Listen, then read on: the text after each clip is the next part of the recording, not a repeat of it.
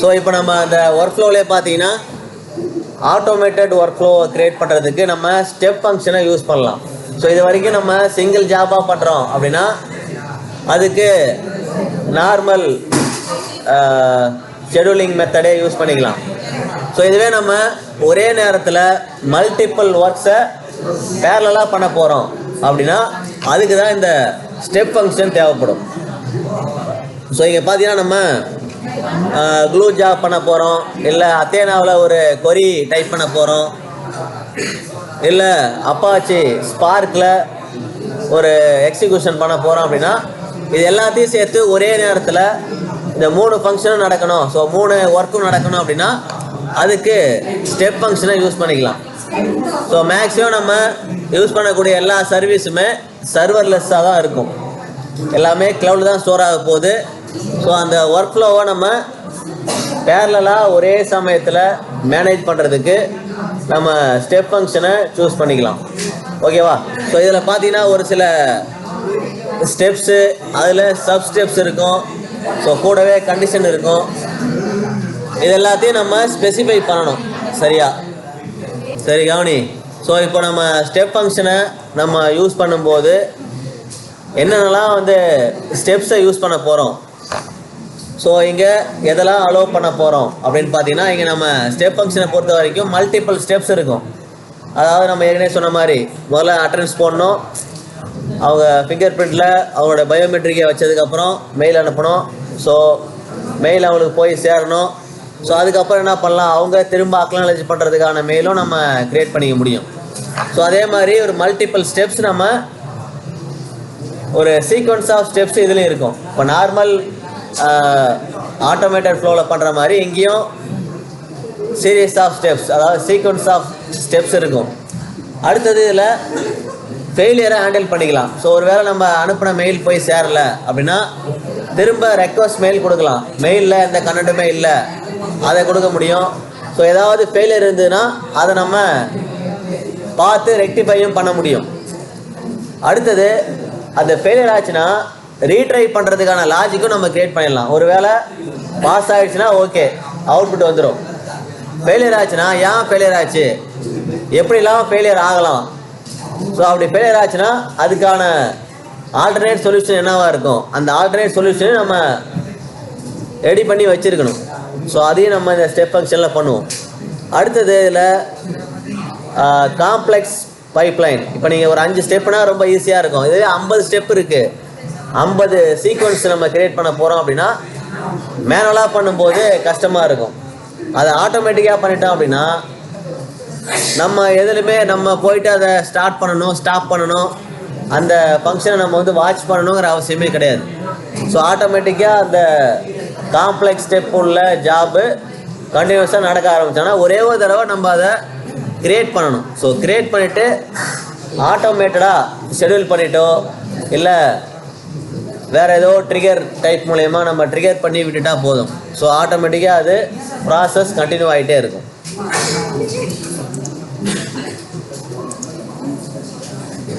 So எதுக்காக நம்ம step ஃபங்க்ஷனை யூஸ் பண்ணுறோம் அப்படின்னு பார்த்தீங்கன்னா, ஸோ மேனுவலாக யூஸ் பண்ணும்போது ஸோ க்ளூ ஃபங்க்ஷன் நம்ம க்ளூ சர்வீஸை யூஸ் பண்ணும்போது நம்ம தான் கொரியை டைப் பண்ணோம், நம்ம தான் அதுக்கான ப்ரொசீஜரை க்ரியேட் பண்ணோம். எல்லா ஸ்டெப்லேயுமே நம்ம 25-30 ஸ்டெப்பு பார்த்தோம். ஸோ அவ்வளோத்தையும் நம்ம 1 by 1 செய்கிற மாதிரி இருக்கும். லேம்டாவிலையும் அதே மாதிரி தான். ஸோ லேம்டாவில் நம்ம சர்வர்லெஸ் கம்ப்யூட்டிங் சர்வீஸ், ஸோ அதில் நம்ம பைத்தன் மூலயமா ப்ரோக்ராம் பண்ணுவோம். அதுலேயும் ஒரு ஆட்டோமேட்டட் ப்ராசஸ் மாதிரி பண்ணுவோம், ஆனால் ஆட்டோமேட்டட் ப்ராசஸ் கிடையாது. அதுலேயும் சீக்வன்ஸ் ஆஃப் ஸ்டெப்ஸ் இருக்கும். அதே மாதிரி S3, ஸோ நம்ம பேசிக் ஸ்டோரேஜ் சர்வீஸ், ஸோ அதில் ஒரு பக்கெட்டில் ஒரு டேட்டாவை ஸ்டோர் பண்ணோம், பக்கெட்லேருந்து ஒரு டேட்டாவை எடுத்து நம்ம யூஸ் பண்ணோம், ETL ப்ராசஸ்ஸு, அது எல்லாம் அனலிட்டிக் ப்ராசஸ் அப்படின்னா அதுக்கும் நம்ம மேனுவல் ஸ்டெப்பை தான் ஃபாலோ பண்ணியிருப்போம். இது வரைக்கும் எப்படி சேவ் பண்ணோம், எந்த லொக்கேஷனில் சேவ் பண்ணோம், அந்த பக்கெட்டுக்குள்ளே என்ன ஆப்ஜெக்டை ஸ்டோர் பண்ணோம், எல்லாமே நம்ம மேனுவலாக பண்ணியிருப்போம். ஸோ இதை எல்லாத்தையுமே நம்ம ஸ்டெப் ஃபங்க்ஷன் யூஸ் பண்ணும்போது ஆட்டோமேட்டிக்காக பண்ணிக்க முடியும். அதே மாதிரி SNS அப்படின்னா சிம்பிள் நோட்டிஃபிகேஷன் சர்வீஸ்.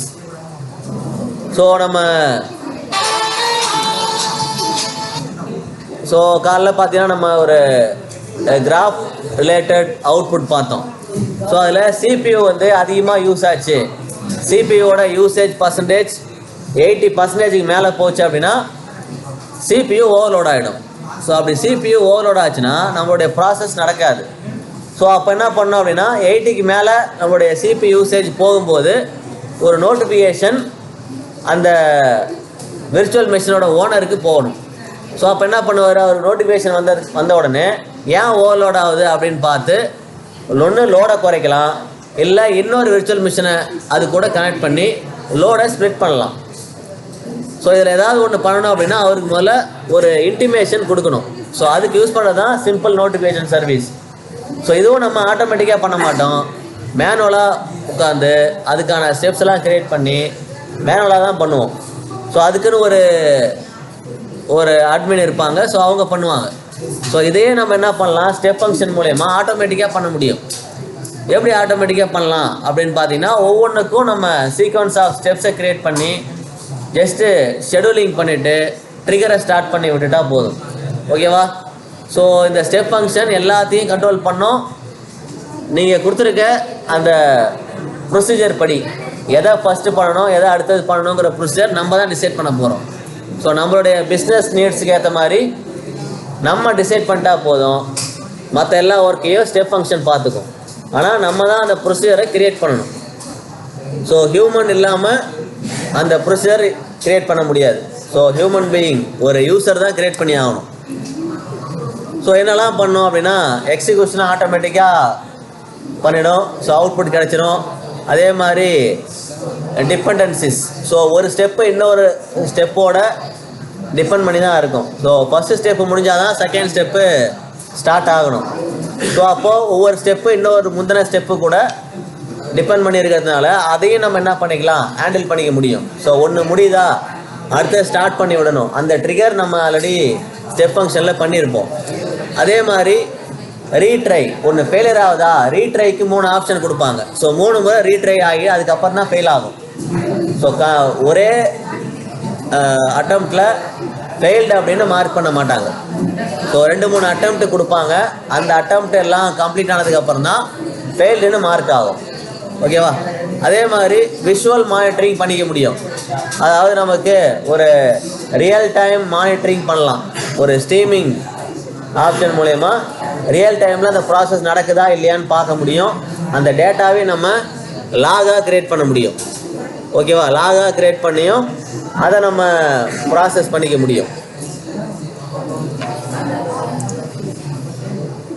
ஸோ இந்த ஸ்டெப் ஃபங்க்ஷன் எப்படி ஆப்ரேட் ஆகுது, அதனுடைய சீக்வன்ஸ் ஆஃப் ஸ்டெப்ஸ் இதுதான். முதல்ல ஸ்டார்ட் அப்படிங்கிற இந்த ஸ்டெப்பை மட்டும் நம்ம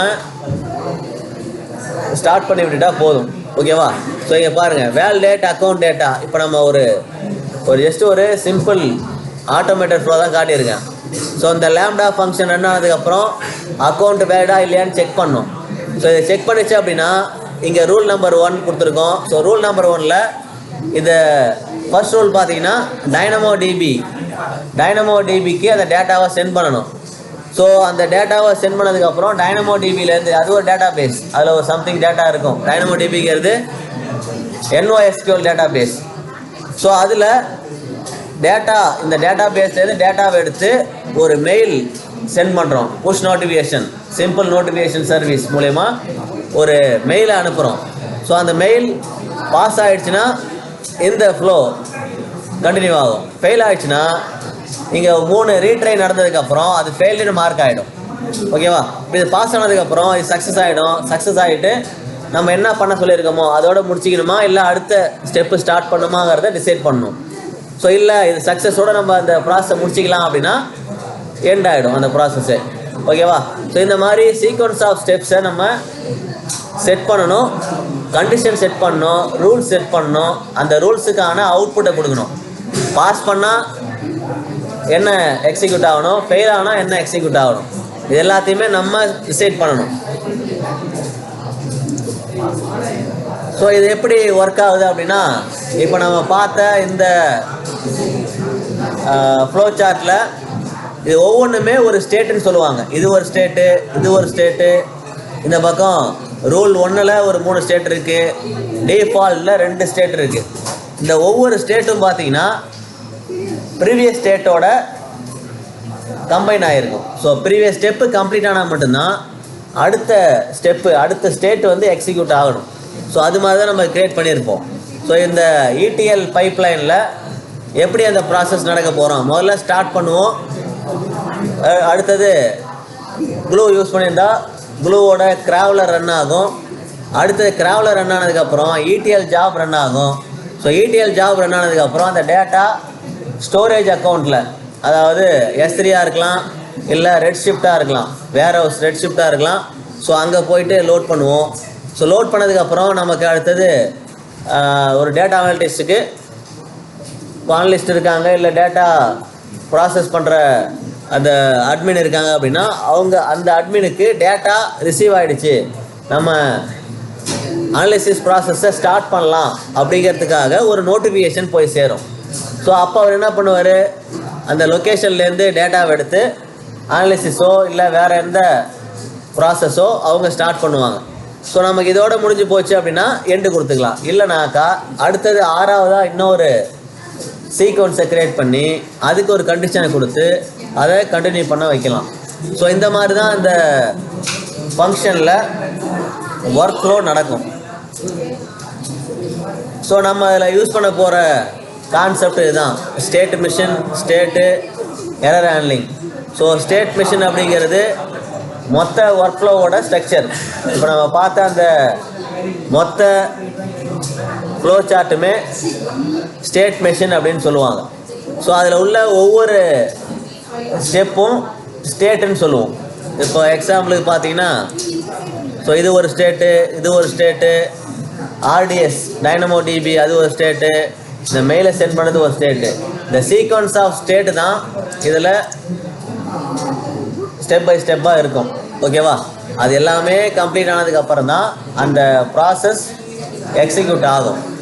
ஸோ அடுத்தது எரர் ஹேண்ட்லிங். ஸோ எரர் ஹேண்ட்லிங்கில் நம்ம ஃபெயில் ஆச்சு அப்படின்னா ரீட்ரைக்கு அட்டம்ப்ட் கொடுத்துருப்பாங்க, 2 இல்லை 3 அட்டம்ப்ட்ஸு. ஸோ அது வரைக்கும் அது அட்டம்ப்டை ட்ரை பண்ணிகிட்டே இருக்கும்.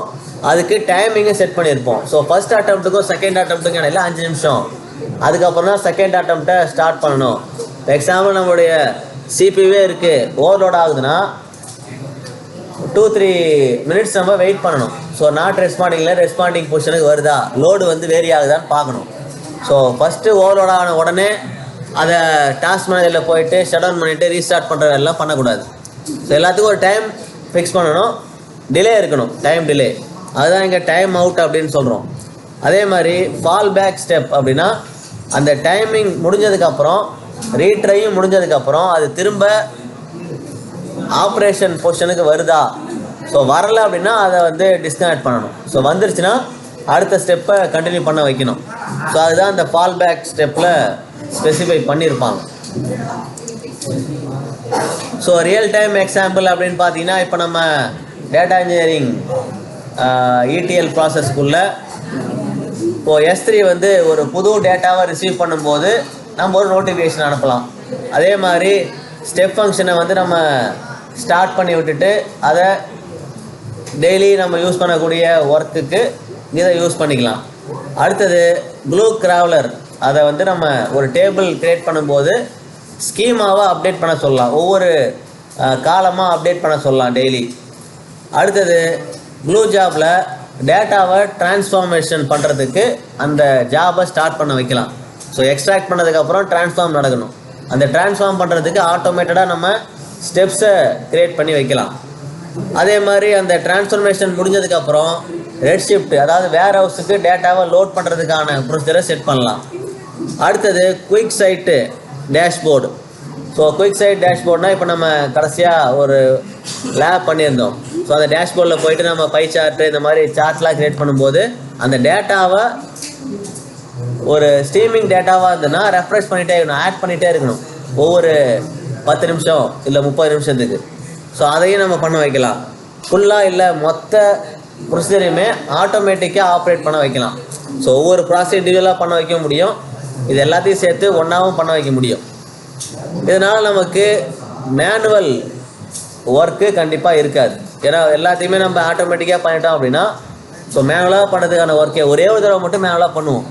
அந்த ப்ரொசீஜரை செட் பண்ணுற வரைக்கும் செட் பண்ணி முடிச்சிட்டோம்னா நமக்கு மேனுவல் ஒர்க்கு இருக்காது.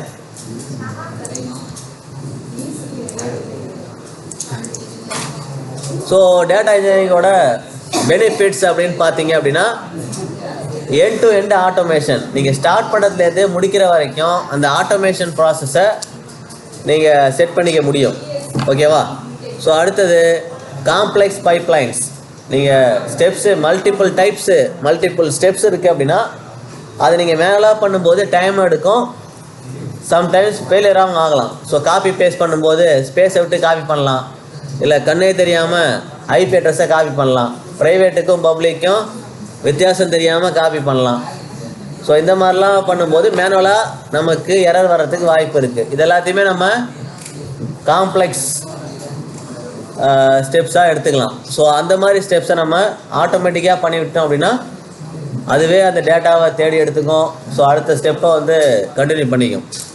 அதே மாதிரி பில்ட்-இன் மானிட்டரிங். ஸோ நீங்கள் உங்கள் ஏடபிள்யூஎஸ் கன்சோலுக்குள்ளே இருக்கிற எல்லா ரிசோர்ஸையுமே மானிட்டர் பண்ணலாம். ஸோ நீங்கள் ஒரு ஜாபை பண்ணி முடிச்சிட்டிங்க, அதை வந்து டெலீட் பண்ணாமல் விட்டீங்க, அந்த ப்ராசஸை எண்டு பண்ணாமல் விட்டிங்கன்னா உங்களுக்கு சார்ஜஸ் அப்ளிகபிள் ஆகும் ஒவ்வொரு மணி நேரத்துக்கும். ஸோ உங்களுடைய சார்ஜஸ் அப்ளிகபிள் ஆகாமல் அந்த குறிப்பிட்ட சர்வீஸை நம்ம க்ளூ ஜாப் அத்தேனாலாம் பண்ணியிருக்கோம், எல்லாத்துக்குமே ஒரு மணி நேரத்துக்கு 45 ரூபா அப்படின்னு சார்ஜ் பண்ணுவாங்க. ஸோ அதை நீங்கள் லேபை எண்டு பண்ணாமல் விட்டுட்டீங்க அப்படின்னா அது ரன் ஆகிட்டே இருக்கும் உங்களோட பிளாட்ஃபார்மில். ஸோ அதுக்கு உங்கள் அக்கௌண்ட்லேருந்து அமௌண்ட்டை டிடெக்ட் பண்ணுவாங்க. இப்போ பண்ண மாட்டாங்க, நான் க்ரியேட் பண்ணி கொடுத்தனால பண்ண மாட்டாங்க. நீங்கள் உங்களுடைய காலேஜ் மெரிடியை வச்சோ இல்லை கிரெடிட் கார்டை வச்சோ அக்கௌண்ட் க்ரியேட் பண்ணிங்கன்னா அப்போது உங்களுக்கு ஒரு $100 கொடுப்பாங்க ஃப்ரீயாக. ஸோ அதுலேருந்து டிடெக்ட் பண்ணிகிட்டே இருப்பாங்க. இப்போ கிடையாது. ஓகேவா? ஸோ அதே மாதிரி அதை நீங்கள் மானிட்டர் பண்ணி அதை தேவையில்லாத ஜாபை வந்து எண்டு பண்ணுறதுக்கு நம்ம இதை யூஸ் பண்ணிக்கலாம். அதே மாதிரி ஸ்கேலபிள். நீங்கள் எவ்வளோ வேணாலும் யூஸ் பண்ணிக்க முடியும். அதாவது கம்மியான சைஸ் யூஸ் பண்ணலாம், அதிகமான சைஸ் டேட்டாவையும் நீங்கள் யூஸ் பண்ணிக்க முடியும். அதை நீங்கள் லிமிட்டும் பண்ணிக்கலாம். ஸோ நீங்கள் தேவையான அளவில் அதை லிமிட் பண்ணி அதிகமாக யூஸ் பண்ணாமல் தடுக்கவும் முடியும். ஸோ இது full and full serverless data base தான். ஸோ நீங்கள் சர்வர் எதுவுமே யூஸ் பண்ண போகிறது கிடையாது, எல்லாமே க்ளவுடில் தான் யூஸ் பண்ண போகிறாங்க. அதுக்கு தனி டேட்டா பேஸோ இல்லை தனி ஸ்டோரேஜோ கிடையாது. ஸோ க்ளவுடில் இருக்கும், நீங்கள் தேவைப்பட்டால் எடுத்து யூஸ் பண்ண போகிற, தேவையில்லைன்னா சரண்டர் பண்ணிவிட்டு வெளியில் வந்துடுவீங்க. ஸோ எங்கே ஸ்டெப் ஃபங்க்ஷனை யூஸ் பண்ணணும் அப்படின்னு பார்த்தீங்கன்னா முக்கியமாக காம்ப்ளெக்ஸ் கொரிஸ். ஸோ காம்ப்ளெக்ஸான ஸ்டெப்ஸ் இருக்குது அப்படின்னா கண்டிப்பாக நம்ம இதை யூஸ் பண்ணுவோம். அதே மாதிரி ஒரு ஜாபு இன்னொரு ஜாபோட டிபெண்ட்டாக இருக்குது. அதாவது நீங்கள் ஒரு ஜாப் முடிஞ்சதுக்கப்புறம் தான் அடுத்த ஜாப் ஸ்டார்ட் ஆகணும் அப்படிங்கிற மாதிரி நீங்கள் ஸ்டெப்பு ஃபிக்ஸ் பண்ணி வச்சுருக்கீங்க அப்படின்னா அங்கே ஸ்டெப் ஃபங்க்ஷன் தேவைப்படும். ஓகேவா? அடுத்தது ரீட்ரை லாஜிக் வேணும். ஸோ நம்ம ஒரு ப்ராசஸ் ஃபெயில் ஆகிடுச்சுன்னா அதை ரீட்ரை பண்ணி கம்ப்ளீட் பண்ணுற வரைக்கும் வெயிட் பண்ண போகிறோம் அப்படின்னா அதுக்கும் யூஸ் பண்ணலாம். ஸோ ரீட்ரை பண்ணாத இடத்துக்கு நீங்கள் நார்மல் க்ளூ ஆட்டோமேட்டட் ஜாபே யூஸ் பண்ணிக்கலாம். ஸோ ஸ்டெப் ஃபங்க்ஷன் வர வேண்டிய அவசியம் இல்லை. அதே மாதிரி விஷுவல் மானிட்டரிங் வேணும். வெறும் உங்களுக்கு நோட்டிஃபிகேஷன் மட்டும் வந்தால் போதாது, விஷுவலாகவும் நான் அதை பார்க்கணும். இப்போ நீங்கள் பெப்சி கம்பெனிலாம் போனீங்கன்னா அந்த பாட்டில் நெக் வரைக்கும் ஃபில் ஆகுதா, அந்த ப்ராசஸ் நடக்குதான்னு பிஎல்சி மூலயமா பார்ப்பாங்க, பிஎல்சி ஸ்கேடா மூலயமா. ஸோ அந்த மாதிரி நம்ம இந்த ப்ராசஸையும் விஷுவலாக பார்க்க முடியும். ஸோ அதுக்கும் நம்ம ஸ்டெப் ஃபங்க்ஷனை யூஸ் பண்ணிக்கலாம். அடுத்தது நம்ம ஒரு ப்ரொடக்ஷனில் இந்த பைப்லைனை யூஸ் பண்ண போகிறோம். ஸோ ஒரு கம்பெனியில் ஒரு எம்ப்ளாயியோட டீட்டெயிலை மானிட்டர் பண்ணுறதுக்கு, எம்ப்ளாயியோட அட்டண்டன்ஸை மானிட்டர் பண்ணுறதுக்கு, எம்ப்ளாயியோட சேல்ரி டீட்டெயிலை ஸோ பேரோலை மானிட்டர் பண்ணுறதுக்கு, அது எல்லாத்துக்குமே நம்ம ஸ்டெப் ஃபங்க்ஷனை யூஸ் பண்ணிக்க முடியும். ஸோ இதோடு நம்ம க்ளோஸ் பண்ணிவிட்டு ரெஸ்ட் எடுப்போம்.